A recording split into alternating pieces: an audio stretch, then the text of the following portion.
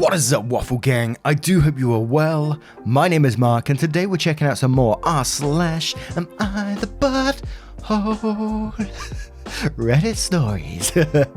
If you are new here, please consider hitting the like, that subscribe, maybe that notification bell too, as it all really helps out our channel. Please do click that like, it massively helps. And just a huge thank you from the bottom of my heart for spending 20 minutes or so of your precious time with the channel today. Getting involved means the absolute world. And let's crack straight on with today's stories. Now, our first story does come with an update, and it's from Conagin12, who says, would I be the arsehole if I refuse to sell my house below market value? As I said, it comes with an update. I, 27 female, own a 75% share of a house with my ex, 28 male, who owns a 25% share. The difference is due to my own savings and inheritance money that I put into the house when we bought it a few years ago. Now we are splitting up, mostly because he and I want different things, and he is unwilling to compromise to meet my needs. The house is great, and in the city we grew up in. He loves the place and would like to stay as it has emotional value to him, but due to his lower income, he isn't able to buy me out at market value. He asked I sell him my share below value, which would cost me around 40k, so he can stay. His reasons are because I don't love the city and the house and will be able to get something equivalent. I have ambitions to move abroad, so it's more pragmatic to buy him out than because I actually want the house. I also have more savings and a much higher income, so indeed it will be easy to get a similar place on my own, while that is impossible for him. While indeed it wouldn't impact me that much to lose the money, I just don't think it's fair, as he's been having a much lower living cost due to our lower mortgage, due to the money I put in, and I agreed to give him a share in the first place when I was planning to buy it alone, so he profits due to the increased market value if I buy him out. He thinks I'm an arsehole for not agreeing immediately to his plan, and all our friends and family are on his side, calling me a cold heartless bitch for kicking him out after breaking up with him. So would I be the arsehole to not agreeing to this plan? Hell no. Hell to the no, you're not the arsehole. I mean, the whole reason you have shares in that house in the first place is so it's split that way if anything was to happen. That's why you got the 75%, he's got the 25%. And I know it's sad for him that, he may be potentially losing a house that he absolutely loves in the city they grew up in and all this kind of stuff. But I don't see why OP should lose out in this situation, and I think the update could be very interesting to see how it goes. But we'll go to some comments to see what they say, with M. Purdy who says, not the arsehole. If your friends and relatives want him to have that 40k, then they can all get together and give it to him. Nis replies to this saying, not the arsehole, absolutely do not agree to his demand. It is not your responsibility to take a 40k loss just because what? That's what's most convenient for him. You've already put so much more into this house than he has. If there's a way to go forward with minimal or no contact with him, for example having a lawyer handle all future communications, that would be best. Do not interact with any of the friends or family he directed to attack you. Block them if possible. Them calling you a bitch is crossing the line. Type 1 error says, reframe. Am I the arsehole for not giving my ex $40,000? You are not the arsehole. Very judgy says, not the arsehole. You don't typically give your ex a 40k parting gift when you break up. Lily Muscovita says, not the arsehole. If everyone wants him to have an extra 40k, they can give it to him. Get your cash and get on with your life. And one more from Effective Path 3 who says, you've convinced me. You've been nice enough to him. You also deserve to make a profit. Does a guy who doesn't have a lot of money deserve to live in a nice house by himself using your money? Not a chance. Apartments exist, not the arsehole. Now we're going to move on to the update to see what that says. So, update. Thank you for everyone who commented at the time. Gotten a few requests for updates, so here goes. As per a comment, I told him I already gave him 9 years of my life, and I don't owe him any more. Strangely, he was calm and asked for 3 months to find for a way to come up with the money. In the end, he bought my share. I'm sure I could have gotten much more at the open market, and our original agreement in hindsight was in his favour, but I do care for his happiness and decided to let it go. Like the house, most of the furniture was also mine, and he cried and pleaded for me to leave it behind, as he was broke and deeply in debt with not only banks but also friends and family. Like an idiot, I agreed, taking pity. I only took a few items which I stored there while I found a new place. When I came back to pick it up this weekend, lo and behold, he'd gotten top-end replacements for the items I did take. Broke, My ass. All in all, he was just taking advantage of me. And has zero dignity, begging his ex for money, furniture, and it's clear to me he's always taking and never giving back. It was a very expensive lesson. I probably would have was paying him off, putting my own financial stability at risk. That's what happened. For someone who would have never have done that for me, even when we were together. Not the most exciting update, but I do get a fresh start in a place that is only mine. I mean, there's a chance this guy is still broke ass and probably just using credit cards and stuff like that. Not that I'm saying he wasn't taking advantage of OP in this situation, because he clearly was begging for the furniture to be left behind and all this sort of stuff. And although OP did get taken advantage of in some ways, I do love their empathy towards another person. I think it's absolutely fantastic. Although, yeah, again, it's like, it's a double-edged sword. They got taken advantage of because of it. But I think OP is a great person. And while it was an expensive lesson, you learned what this person is truly like, and your future will be brighter from here on. You got your own place and you get to live your life once again without a leech on your back. Well done to you. What do you guys make of this story with update? Let me know your thoughts in the comments below, and we'll move on to the next story. And our next story, I saw the title and I was intrigued. And this one does follow with an update as well. And it's from Am I the Arsehole? Peas Picking. Am I the arsehole for picking out the peas from my dinner in front of my mum's boss? And it starts off with an edit because it's relevant to the story, and it says, edit, I'm autistic and don't like peas because of the texture that makes me feel bad. I'm dependent on my mum because I'm not able to live on my own yet, but I'm learning. I didn't realise that could change the context of the story until it was pointed out to me. Thank you for your insight so far. Hello, I'm 20 and I live with my mum, 48, in the UK. Mum hosted a mini dinner for some colleagues. Her husband has a big house and garden where we sat.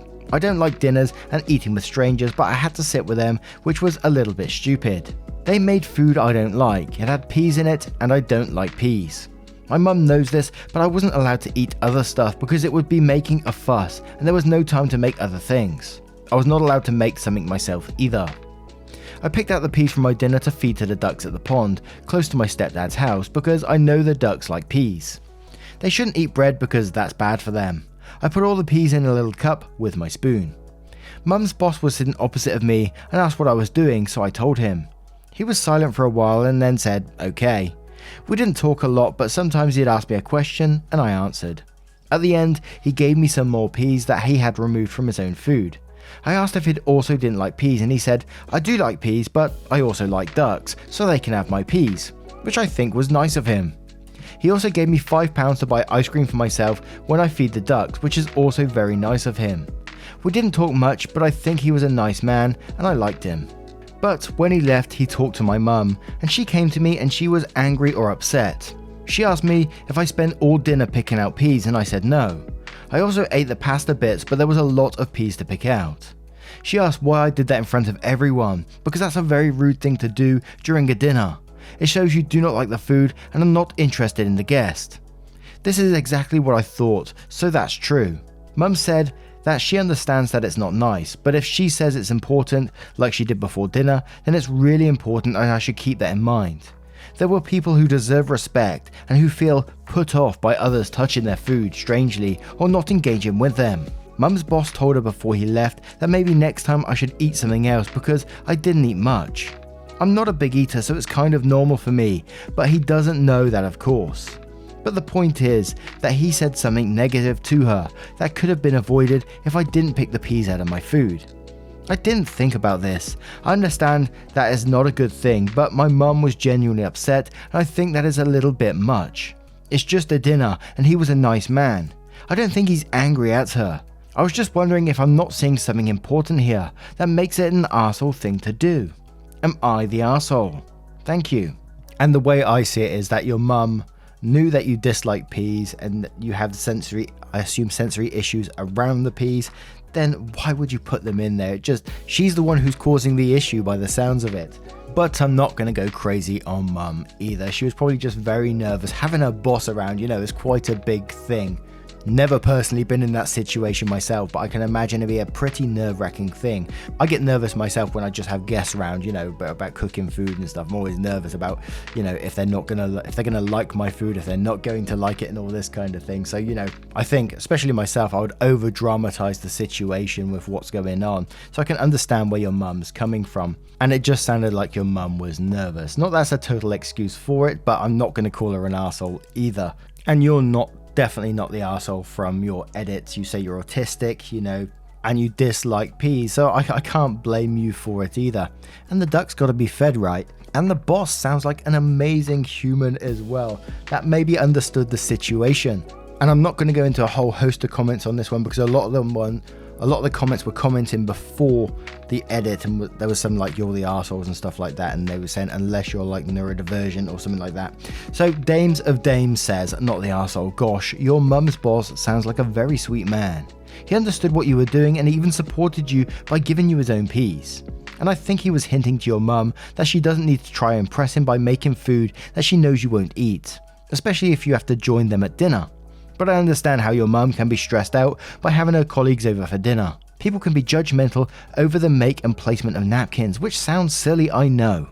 Let alone a dinner guest picking out and setting aside food for later use, which really is not the thing to do in polite company. Best thing would have been to do was just set them aside on your plate for disposal and not in a separate container. No, you couldn't have fed the ducks later then, but polite isn't logical. Your mum could have been looking to increase her status at work, promotion, a raise, exclusive secretary, whatever, and this dinner was a means getting the attention she needs to make this happen. Of course, she's going to feel pressure to make it perfect. You both tried your best. It didn't quite work out as your mum hoped, but it showed her boss to be a decent man, and it sounds like has a better than average chance of getting what she wants out of it. Now we'll move on straight to the update to see what it says. So the update says, hello, thank you very much for your insights. I appreciate all the comments and also the awards. I think that's very cool to receive. Some comments said to talk about it with my mum. I did, and it went very well. She said sorry and said it was not my fault. She explained to me how it went, and I will try to tell it as short as possible. Mum was very stressed because she never hosts dinners. She wanted her colleagues to like it. They requested the recipe. She forgot I don't eat peas because she was too busy with her colleagues. She wanted me to eat with them because at her colleague's house, his kids also ate with them. She didn't want to make a fuss about my autism because sometimes I'm rude when people ask about it. She said her head was all over the place all evening. I said to her, that's why I could have made my own food. She said that was difficult because there was no time for that. I didn't realize because I'm not good with time awareness. I asked her to communicate with me next time and be more clear about what I can or can't do. She said she will and said I can help cook next time too. Almost every comment said that her boss was nice. He probably wasn't angry or upset with her. I told this to my mum. She said sorry to me again because she wasn't upset with me at all. She was embarrassed because she tried to get me to behave normally, and she shouldn't have done that. She took it out on me on a whim. I also said sorry because I didn't realize that it could have been important for her work status. I just thought they were like friends. She said it was okay because I didn't make a big fuss and I didn't get loud or walk away. She's proud of me for staying at the table and also thinking about the ducks.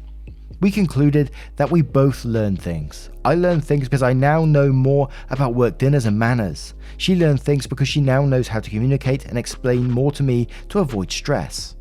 In the comments, people also said her boss might have had experience with autistic people. I asked my mum, and it was a little bit sad. His little brother was autistic, but he died 10 years ago. It made him sad because he loved him a lot. He told her I should eat things I like next time because it upset him to think mum was worried about appearances so much that I had to be uncomfortable during dinner. He also said that dinner was really good and that he's happy to have her in his team at work. He's a good person and a good boss. I sent him a thank you email with my mum.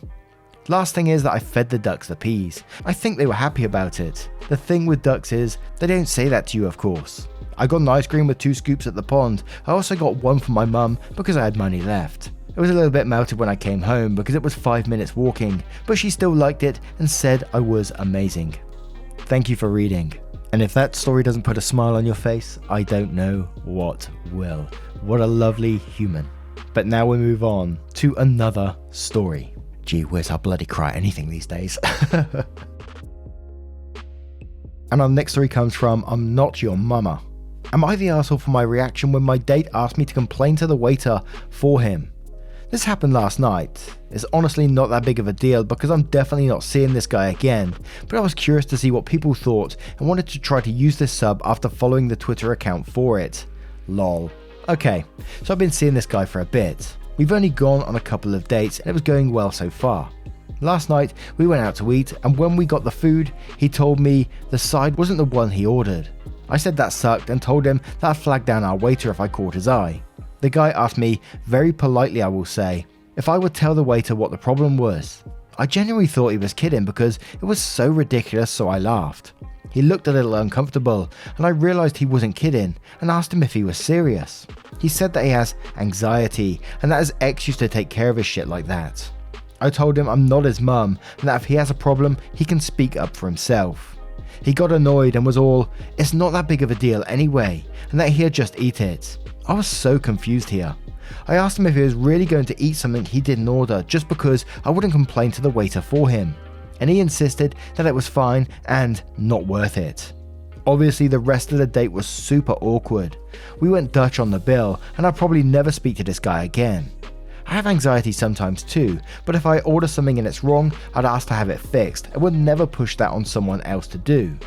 But I told my roommate after I got back last night, and she said I might have been a bit harsh. I don't necessarily think I was, but I wanted to ask this sub. Please don't roast me. Thanks. And we'll start off straight away with a name as Bertrand, who says, yeah, I think you're the arsehole. He basically opened up to you and you refused to help on the grounds that you're not his mum.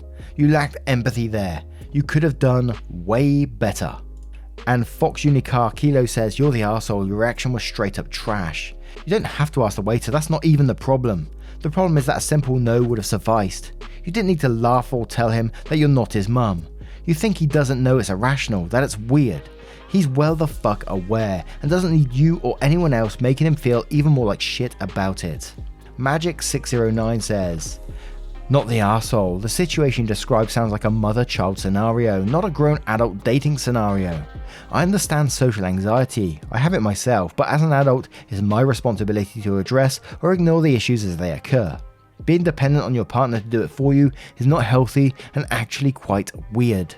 Snewton8 says you're the arsehole and quotes, I asked him if he was really going to eat something he didn't order just because I wouldn't complain to the waiter for him. And it says no. He was really going to eat something he didn't order because he has anxiety issues. You just chose to not assist him, which is your right. I read your post and it comes across as you being very narcissistic. GH954 says you're the arsehole straight up. He didn't push that on you. You said he asked very politely. People have anxiety. If you can't deal with that, it's fine. You don't have to see him again, but the least you could do is act with a little more empathy in the moment. Webby Vanderquack says you're the arsehole. He admitted to you that he had social anxiety and made raising the issue with waitstaff difficult, and you ridiculed him. Not cool. And one more from Acrobatic Try, who says soft, you're the arsehole. Not because you don't want to help him, but for the I'm not your mother. Social anxiety can be really bad. Before therapy, I was not able to order food without help. There is nothing wrong with anxiety. There is nothing wrong in asking help. You don't need to see him again, and you didn't need to ask the waitress to change his plate, but I do think you're a bit of an arsehole for the way you handled the situation. There was no need to be rude. Now, what do you guys make of this situation? Do you think, what would you do if you was OP? Would you get the food replaced for your date or not? Let me know your thoughts in the comments below and your verdicts on all of today's stories in the comments below if you choose to share them. A huge thank you from the bottom of my heart for being involved in today's stories, getting involved in the comments, liking if you have, it means the absolute world. And if you want to support the channel further, as always though, never any pressure, but always appreciated, by clicking that join button down below for YouTube or clicking the link tree in the description and joining on Patreon. Thank you so much for your love, support and time, and I will see you cheeky so-and-so, in the next one. Take care guys, much love, and don't forget there's also a playlist above which I'll scroll through the stories for you.